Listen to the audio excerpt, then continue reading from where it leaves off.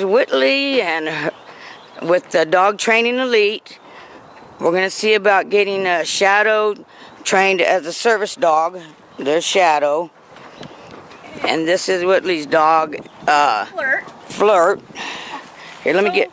Our training focuses on no matter where you are, no matter what's going on. As soon as I start giving my dog commands, she's going to ignore the environment and pay attention to me. Flirt, sit. Good girl. And so it doesn't matter that Shadow's back there barking, that she wants to check out the environment. If I walk away, she's going to stay there until I give her another command. Flirt, down. Good girl. Sit. Heel. Heel. And so even with Shadow right there making noise, we can walk right up to her and Flirt's just going to stay with me. Heel. And Flirt's going to completely ignore Shadow. She stays right beside me even if I turn around. So we can go to the rodeo, we can go to Spurs games. She stays right beside me walking through the AT&T Center. Down. Sit. Sit. Fetch. Get the ball. Fetch it up. Sit. Sit. Give. Give. She said it's playtime. Sit. Even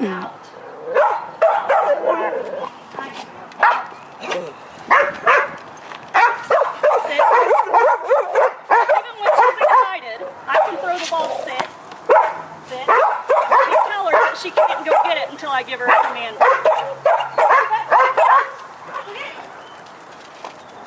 Sit. Here. Here. Load up. Sorry, your neighbor's dog's out. Uh-oh. Yeah, I've had to call on them a few times. Cut that a little bit short because I don't want her picking a fight. Right. No, I can... Involved, she might. Most of the time, like you saw with Shadow, she's going to ignore other dogs. But anytime you throw a toy into the mix, it changes things. And even though it's not her toy, she's liable to act like it is. Well, yeah, but like if I'm out somewhere, that I'm not going to have a toy that Shadow's going to be trying to go and for. As you saw, as soon as I told her to drop it and get into the car, she got in the car so that I can avoid that conflict. And what was the command? Load up? Mm-hmm. Okay. So we teach her to load up in the car, and I can send her to the car from the parking lot. So if I'm at the park, I can tell her to go to the car, and she's going to go down to the car and get in and wait for me. Awesome. And then, so normally if she's in public, she's going to be on leash, so I can control that interaction. But because the other dog's loose and she was loose, the safest bet is to put her away.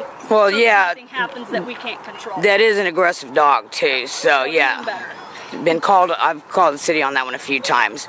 But yeah, like I said, I wanted to train Shadow also so I could be able to go like to the VA hospitals to visit with the vets and, you know. And so as a service dog, they'll have the same training as a therapy dog. It's just a little bit different. A therapy dog is trained to be extremely social, where a service dog isn't. So like when you met me at the gym, Flirt didn't run up and start saying hi to you until I told her that she could. Right. She's a very friendly dog, but as a service dog, she has to wait for me to tell her it's okay to be social. And so she can still do everything that a therapy dog does. She's just told to wait. And so that's what we would do with Shadow, would train Shadow to wait until you tell her to be social. So that if you're there on a therapy visit, you've just got to tell her, hey, this is why we're here, go be friends. Versus if you're out at the grocery store, she's not trying to make friends with every single person you walk past. Right. Now I noticed you've got a Flirt crated. Is that something you always have her crated, or do you let her ride loose in the vehicle? Or because she rides with me so much, she stays in a crate. Because it's not a matter of if I get hit, it's when I get hit. Safety. In the city. And so it's much safer for her to be contained in a kennel, so that if we get rear-ended or hit, she's not bouncing all over the car, she's just moving within that kennel. Right. And so it's just because of the amount of driving I do. If I was just going for short trips, I wouldn't worry about it. But because she's in the car all the time, it's safest for her to be in the kennel. So Shadow gets trained, say the other dogs aren't trained, even though I will work with them to try to learn the same stuff, but she, like say I take them all for a ride, she would be the one to listen to any command I told her. Yeah. And so I have other dogs, they understand that Flirt is held to different standards. Flirt knows she can't get away with some of the stuff the other dogs do, just because she is a service dog. And so, for the most part, if I'm home, she's considered off, and so she gets to be a little bit more relaxed and do the same dog stuff that my other dogs do. But if I need her to work, I can always call her to work, even though we are at home. Okay. Well, Just like anybody, she needs time off too, so home is really her time off. no, I went to your website, I was looking at it last night. It doesn't really seem to have a whole lot of information on there. It just says to contact a trainer, and it's got some reviews on there, of course. And of course, when I'm trying to read them, they're like already scrolling to the next one. Yeah, So. if you check us out on Google, it has all the reviews static so that you can read them at your leisure. Okay. And so it's not just scanning across. Okay. If you just search on Google for Dog Training Elite, we'll pop up, and it'll have all the reviews at one spot for you. Okay. And then of course she has to be current on all her shots, which she is. Now, you would come to the house here to train her after I come up with the money. Yeah, so it's a minimum of 12 lessons. The first 4 or 5 are done in person here at home, where we're teaching the obedience. Once she knows the obedience, we start going out into public.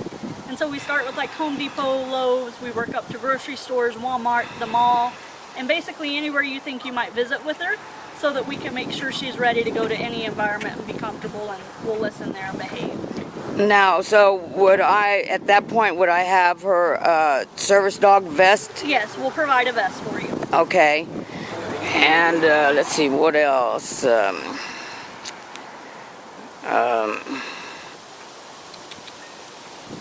Can you think of anything else? There was something else I was... Any other questions, you're welcome to contact us. And Okay. the paperwork I gave you describes the program pretty well and shows you exactly what's included on there. Okay. Yeah, and like I explained to you a while ago, what I would like to do is start a GoFundMe page to see if I can help with the cost of this, being on disability myself, and it'd be real difficult to come up with that amount. And if I can, come up with the down payment, if nothing else, and work with the other amount later on. Yeah. And of course, I'll let everybody know, keep them up to date on, let them see what kind of training she's getting. And after she's through being trained, what kind of certification does she get? So there is no legally required certification for service dogs. We do provide certification that is basically proof she was professionally trained and she met our standards. Okay. So there isn't a certification you have to have. Yeah, we just provide one showing that she was trained professionally, that you didn't just throw a vest on her and call her a service dog. Yeah, that's what my brother had a lot of problems with that when he was living here in Texas with his service dog.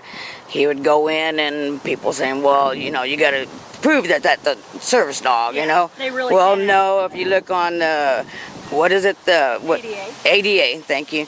It says that they do not have to have proof of Right. So certification. they can't ask for proof of training or anything else. All they can ask is that a service dog and what task is it trained to perform? Right. And so... Unless it is creating some kind of a nuisance or... disturbance or disturbed business, they can always ask you to leave. Right. But they still can't ask for a certification. They can just ask you to leave. Yeah. Because I know my brother went through a lot of frustration, like especially riding on the VIA bus, and he even had got a ID for the dog from VIA Trans themselves, saying it was a service dog, and he still had issues with it. Yeah, unfortunately that does happen sometimes, but San Antonio as a whole is pretty good. Our clients don't usually have too many problems. But you know what? He did get the Bexar County Courthouse informed about all that, because he went in there one time and he had told them it was a service dog several times, and they went to haul him out of there anyway, and they grabbed hold of him, and he had a hold of his dog's leash, and it pulled her, so they tried to get him for cruelty to animals and everything else. Wow. And ended up going to court about it, and they ended up dismissing all charges against him. Wow. And I think he might have gotten a settlement from Bexar County because of it. But yeah, so yeah, all these people need to be educated regarding service animals. And Miss Shadow, let's hope we can get this done so we can go visit the veterans, and maybe even go to some of these like Morgan's Wonderland, or some of these children, what is that, St. Jude, and take her there to visit and stuff. So make a great service or a therapy dog. Okay. Well, thank you so much, Whitley, and we'll be, if everything goes fine on the GoFundMe, then we'll meet again and we'll get started on this. All right. Thank you so much. Thank you. Y'all have a good day. You too. Bye. All right, pretty girl. And that's Dog Training Elite. And you'll be the one doing the training here? Yes, ma'am. I have an assistant, so you'll see both of us, but primarily me. Okay. All right. Well, thank you so much. You have a good day. You too. Bye.